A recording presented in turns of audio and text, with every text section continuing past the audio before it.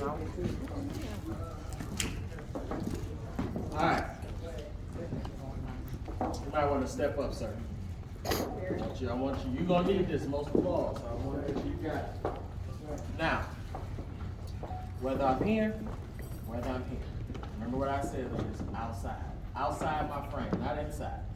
You know, it feels comfortable to want to be here, but you need to get in the habit of being out here because your real lead comes from your body, comes from your feet, comes through your body, but your stabilizers is what you're using to tell her how to do this. And everything is about counterbalance. Okay? So when I give a lead on one end, I'm using the other hand to support that.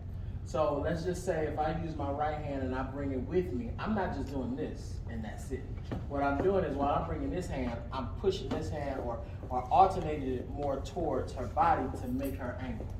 And I alternate this hand the same way. So as I'm giving, or as I'm taking one hand, I'm giving the other, and vice versa. So everything is give and take.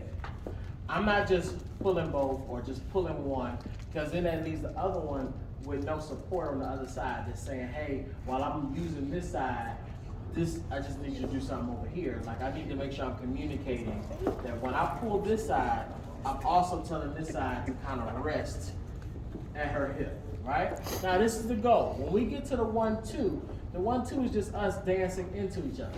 7, 8, 1, 2. When I go into the 3, is where I want to alternate. So I'm kind of bringing my right hand towards the top of my hip or right by my waist side here. I'm taking my left and I'm putting it in front of her but towards her waist side as well. And then when I get to my 4, I'm going to just reposition it. And then I'm going to push 5, 6 to dance away. So remember this concept, ladies and gentlemen, is that on your 5, 6 is where you want to give your resistance. That is where you actually want to start moving away. Not 4 on 5. 5 supports 4. 4 becomes a push and a knock off balance. So if I'm doing 1, 2, 3 and I push, then a lot of times I'm rushing her forward. I don't want to rush her forward. I want her to take her forward wherever she's going to take it, and I support it. However, if I want her 3 to do something, if I want her 4 to do something specific, I tell her 3 to tell her 4 what to do. So always remember, leaders, you lead a number ahead of her execution. So if I want her 4 to back up, I'm telling her 3 to back up off on 4.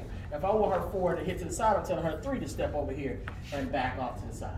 So I'm communicating exactly what I want her to do, either to match me or to flow with me, however I need her to go. But I'm communicating that a number ahead of her execution. So remember that, leaders, that's very, very important. Do not try to lead something on 4 when she has to do it on 4. Okay? Now, you have your before lead, which would have been 3, or your after lead or supporting lead, which is your 5. We're focusing on the support lead because that's where we really miss out on. We're good to tell you what to do, but we're not good to support you after you do it. So I want to make sure that we're good to tell you, hey, I got you. And so what it does, it gives a lot more appreciation to what move just happened, which also helps fellas with your lead concept because it teaches you how to dance in the music and lead in the music versus on top of it. Okay? This is real deep stuff we're talking about, leaders. Yes, it is. So I need you to pay attention to it. You're probably not going to get this too often. Psych, I'll be back. Now, Love you. Leaders, my focus is this: 7, 8, 1, 2, 3. I want to bring that 3 with me. So as I shift my weight, I'm bringing this hand with me. I'm giving her a little bit of this hand too. Not like this. Not always like this. I'm just giving a little bit to myself, a little bit to her. And then when I get to my 4, I alternate it. And then I push back out. 5, 6, 7, 8. 1, 2, 3. When you get to the 1, 2, kind of just let your hands match your feet. Because this, I'm going to tell you the one thing on how I became a good leader. I paid attention to her. I paid attention to the woman in front of me. Because she's moving more consistently than I am. Because every now and then I might cool down, chill out, be sweet, smooth, and everything like that, right? But she's always consistent. No matter how sweet and smooth she want to be, she got to take all her steps to do it.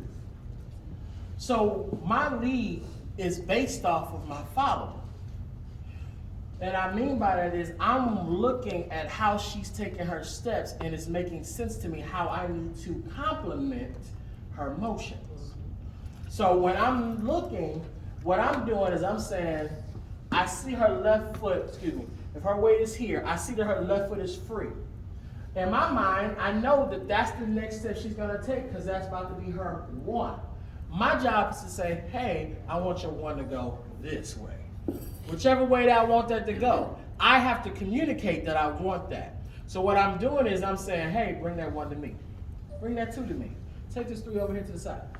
Bring this four back. Push it back. I'm communicating what I want, how I want it. Now, I know it's easier said than done, but the goal is here is if leaders, you're paying attention to the follower more often, you'll be able to manipulate the dance more often. Ladies, I don't believe in the concept of submission. For me is know how to do your dance so good that you give them what they need and still get what you want. Yes. Not, I'm just gonna submit to everything that you want.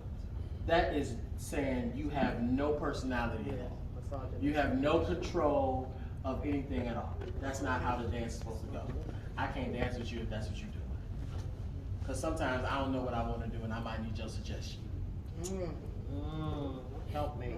And as good as I am as a lead, as good as I am as a lead, I ain't nothing without you. We bring it, baby. I'm just saying though. I know that's right. That's right. Now, as we're getting into this process, and I'm maneuvering and I'm looking at how her steps are falling, that is giving me the timing to say, okay, bam, I want to bring her here, I want to bring her there. Okay? So leaders, what I'm looking for here is 7, 8, 1, 2. Like just naturally as we shift our weight, you'll notice, just shift weight from it. You'll notice as naturally as we shift our weight, our hands kind of fall.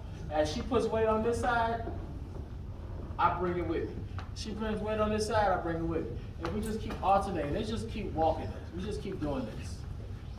Okay? Regardless of how I want it, she keep doing this. Now notice this concept. Ladies, elbow. Say elbow. Elbow. Notice how her elbow, say hip. Hip. Notice how her elbow and hip goes together. Notice how when I say, give me this elbow, she gives me that hip. Give me this elbow, she gives me that hip. Give me this elbow, she gives me that hip. Give me this elbow, she gives me that hip, right? The goal is let your hips follow the elbow, not the opposite way. It goes with, because now you're bringing your body with his lead. So that means you're putting weight on top of a foot, your body belongs to that foot, so it's gonna go with you. So now, when you start seeing us creating and doing stuff and playing, this is what you see is us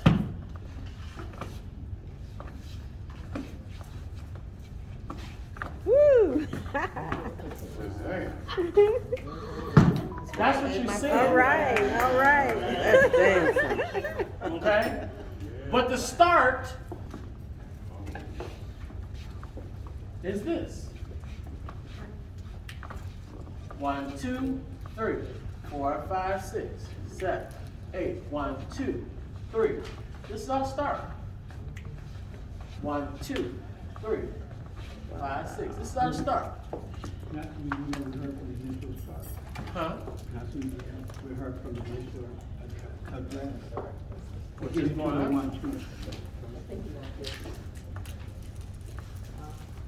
The 1, 2 is just something set. However you decide to do your initial address is on you. You might decide to play with it, do whatever. That's on you. There's no numbers involved in this. When you open up, set 8. This is where your numbers start. 1, 2, 3. So at this point, once I send her out, and I open up, 7, 8, 1, 2, 3, 5, 6. 1, 2, 3, 5, 6. Okay? So leaders, grab your partner.